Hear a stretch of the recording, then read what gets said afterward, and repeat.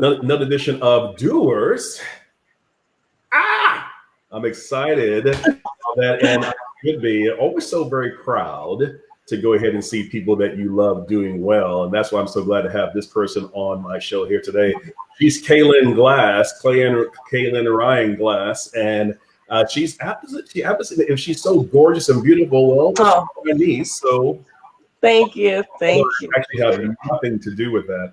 That you could thank her parents for that, but more importantly, I'm having her on here as well because she is a graduating senior, at Cal State University Northridge. Yes. Also a journalism student as well, graduate. Hold on a second.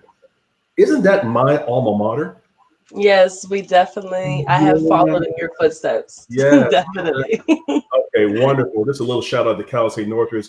Go Matadors. But that's a different issue altogether. So on a more serious note, Kaylyn, you're scheduled to graduate this year. And now that doesn't look like doesn't look like we're going to have the opportunity to go ahead and do the pomp and circumstance of this ceremony. First of all, Kaylyn, welcome to the show. Thank you so much. Yes, and first off, I want to say thank you so much for welcoming me on your platform. And although you're my uncle, this is a great addition to dialogue and conversation. So I really appreciate you having me on to discuss, I guess, the current standing of my life right now. Yeah. And in fact, not just you, but millions like you around the country and around the globe, really, who basically were looking at now. Use this as your ta-da. We're going to go ahead and launch into our future. And now those things seem to be really up in the air. So what I want to do is have you come on the show here because I didn't want us to, as adults, make assumptions. As to how you guys are doing because we're assuming you're young, you're vibrant, you'll be okay, that type of thing. So first of all, you're talking to your friends all the time. What did they say? What's going on? Well, everything kind of has been happening very quickly. One moment, there may be this virus. The next, okay, some get infected. Okay, if you do the necessary steps, you could be just fine. The next is a pandemic. Everything is shut down. Classes resume only virtually. And as a journalism student, not all classes can be done via webcam because that's where you get your skin in the game in the reporting room, learning how to report, shooting reels, doing this, doing that. So that's unfortunate bummer for my end of it as a journalism student. But yeah, the way we process it, I don't even know if it's fully yet processed because although you're concerned with your graduation, which I believe God will make happen this year, may not be in May 9th as it was supposed to be for myself and my peers. But it's like, okay, we're focused on graduation, but oh snap, siblings and friends and family members are out of a job. People are losing their homes. People are sick. People are losing loved ones. So although it is a very big deal in my life personally, because I've reached this point, it's still like, okay, put it in perspective and step out of myself and then see that the world itself is still doing a little worse than my non-grad ceremony. So it's just about adapting mentally. Well, matter of fact, that is actually fantastic. That's great advice in terms of, and I think that's a very healthy perspective. But you've been talking to some of your students overall. Matter of fact, talk to me a little bit about this. Your male and female colleagues and folks, and also are we experiencing a little bit of depression? Are we seeing that stuff kind of come in there as well? Talk a little bit about that. And what are you guys telling each other to kind of other built up? Let me put it that way. I haven't heard specifically that someone is experiencing an emotional low, but I can speak for myself, and we're all similar and connected in certain ways. That initially when it happened, it was like, wow, okay, but it's gonna be all good. And then all of a sudden it just was graduation's canceled, postponed until further notice. And it was like, all right, hold on. So I had to, like I said, figure out how to balance giving myself the moment to feel what's actually happening and being quote unquote taken from me at this moment. And then remembering the bigger picture of God's in control and this world is everybody in the world is suffering. So yeah, I've had moments where I'm low and I have to figure out how to pull myself out. So I only can imagine the lows that my peers have experienced with them working so hard to achieve something as well. I haven't heard anything as far as depression, but for sure sadness and disappointment and how they've cried themselves to sleep all night and stuff. Yes, I've heard that. Now, you know, there are the typical things that we say as adults to try to go ahead and make you feel better. What shouldn't we be saying? One thing I don't want to hear anymore. No, stop. Is, well, at least you're gonna get your diploma. That's all that matters. If I came for just a paper, I probably wouldn't have come. So it's not that the grad ceremony is just the pinnacle, but the fact that I even have to explain the importance shows that like we're varying on which thing is more important. The whole thing matters. When everybody else graduated, they had everything they wanted. So I don't want to hear that I'm getting a diploma. Because I could have graduated online from a university if I wasn't as attached to the idea of having a physical ceremony. And even they provide physical ceremonies as well at times. So I don't want to hear that. Well, guys, guys, you're hearing directly from teens and whatever. So you're thinking you're being supportive. Yeah. You may also be just kind of pissing them off a little bit. So let's not do that. Going overall. So here's what not to say. What can we be saying better to help you on that as far as that's concerned? What do you feel they need the most from family and friends during this very unique period? Because I know my generation hasn't had to deal with any of this. And thankfully, and thank God, and then also we'll continue to go ahead and pray that nobody else has to go and deal with this. So what can we say or do that you would feel will be actually helpful at this time? Besides paying your rent. That is always helpful. Never will leave that off on the table. But I will say that thinking and speaking optimistically on the brighter side of things, which is where I typically try and dwell. Most times, anytime I'm at my best, and even at my lowest, I still try and err on the side of optimism and faith and hope. So as family members speaking to their loved ones in these predicaments, and not just losing graduation momentarily, those that have lost jobs, internships, things that are coming up that matter to them. I would say just be optimistic. If you don't have a grad ceremony, sweetheart or cousin or sister or brother, we're gonna have our own ceremony here. We're gonna like err on the side of, if this doesn't happen, well, we still got you, as opposed to, well, this not gonna happen, but it's okay.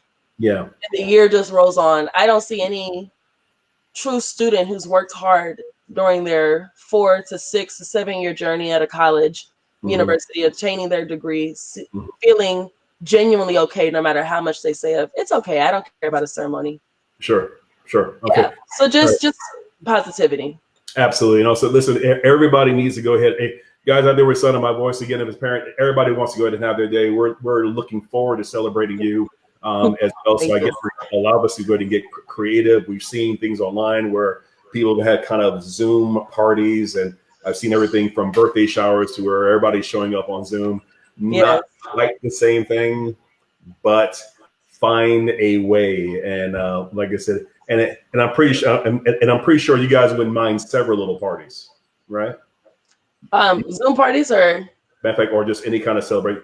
You guys wouldn't mind as many gift cards or as parties as possible, right? No, at this point. Just to be clear. This point, everything comforts us. All right, wonderful. So, guys, now also, joking aside, one of the things that, and again, this is even prior to the virus, there's given the economy and given where things are right now in terms of jobs, that was always a huge concern for matter of fact, students and those graduates. I know it was yours. What am I going to do? Am I going to make money? That sort of thing. Talk about that conversation a little bit, and what do you believe that people should be doing in this time, who are basically looking at maybe jobs that may not be there, but what can they start doing now? I can only speak from experience. Sure. Something that I started in July of 2019. My goal is to be a TV personality, voice of my generation, talk show host. Just keep it very vague up in there. But the main goal is to impact people through dialogue and conversation, and find ways that creates different avenues. That's really my main goal. With that, my junior year, I had no qualifications. I didn't have any core journalism courses attained yet. So what quote unquote qualified me to do or say or have these opportunities? Really nothing besides me qualifying myself. So what I did was I created my own makeshift, I'm not even call it makeshift, my own talk show, Next Up, where I feature peers, individuals, whoever, adults that are driven and chasing a dream, and they feel like they're the next big thing in that specific field. So I've put together my makeshift studio and figured it out. And now I have my own talk show that's been running for almost a year now. But that was born out of a need for not really having a position that would probably take me because of where I was standing currently in academics. But now I have this as my own portfolio, as my own resume from my own hustles. So I would encourage anybody that has any type of drive, any type of idea or hunch that's still been lingering for some time now, or even just a few days if it popped up recently, just do it. One, we have ample time to be sedentary and to just be at this point. So I saw a post recently that my friend shared. It said, if you don't, basically paraphrasing, come out of this quarantine with a side hustle, discipline, or this or that, it wasn't that, a side hustle or a skill mastered or anything, that you weren't lacking time, you were lacking discipline. So prove to yourself that there's certain things that if that are there in your heart, sit down, hone in on them, as you have said before, have that hour where you sit there and you just filter and funnel through different ideas. And if some stick, some don't. If some do, some do. But just have that, and don't let this time be wasted in that way. There's so much you can do for side hustles, money, in my opinion. Well, matter of fact, in fact, you've been a practitioner of that already. So the Instagram live show right now is, matter of fact, Next Up with Kaylyn Ryan, also can be found where? On Instagram, on at k.ryan, KAE.RYAN. And simply put, you just come, you watch, and if you like the content and you feel like your story should be told and you have something to be said about your journey thus far before the fame, quote unquote, you reach out to me, I reach out to you if I like your content, and then we set up an interview right now virtually, but then we set up an interview. All right. So, in fact, obviously very proud of you guys. Please, by all means, go to that. Really great content, and also as well, very fun, very light. I enjoy it, but it doesn't stop there, does it? No. Because you've actually been doing something that matter of fact, I think a lot of us have admired, because a lot of us can't do this. You know, again, entrepreneurial to family, it's already in our Panamanian blood, so it is what it is. But you've actually done something pretty cool, and we're actually seeing it right now, aren't we? Yeah. Yes. You actually make wigs. Yes, I do. And I've been wearing and changing my hair and wearing wigs since around 8th grade, when my mom allowed me to, because she was extremely versatile growing up with her hair. So she allowed me the freedom, and out of that, for the love for hair, versatility, and making it on my own so that I can spare expenses, because it can be costly. So one way that I've created a side hustle over the years is I've done hair, but not on a very serious level. I won't take the title of I do hair from those that really practice it and learn the skills and the treatments. No. As far as box braids, wig installments, or making wigs, I got you. It's simple when you learn. So I won't even say it's just so easy, but it's something that's afforded me some pocket cash over the years to be able to have $200 here, $150 here. It all adds up. And when you get faster and faster with your craft, you feel like your time is being less and less consumed by it, and it's more of an enjoyment. And then this right here is a wig as well, and I enjoy it. And I encourage anybody, there's YouTube, just go on YouTube, whatever you want to learn how to do, repetition, YouTube, that's the way of the day. So I would encourage that. Or better yet, you don't want to be bothered, just go ahead and buy the wig from you. Yes, if you don't want to even go through any of that, I'm your girl. And on my page, you'll see the different wigs that I wear. I change my hair all the time. Not even to prove a point, just because I don't know. It's just 2 days in, I need to see some type of change. I don't know. I'm built weird. But yes, if you need a wig, I'm your girl. Literally, lace fronts, closures, sew-ins, whatever it might be. Let me know, and I got you. All right, so guys, right now, for a lot of you right now who are saying, "Hey, listen, my salon has been closed down due to health reasons, can't get to that, or basically don't want to go ahead and do that. Can I get something that's really cool?" This has been the side hustle that's been born out of this situation. And these wigs have been booming for at least the past 10 years now, because before there was a stigma, and I sound funny speaking of this as a young adult, but before, back in the day, there was a stigma attached to wigs, where even in high school and middle school, when I would be flipping out and trying to figure out how do you put these things on, how do you make it look natural, the conversation was very abusive regarding whoever had a wig on.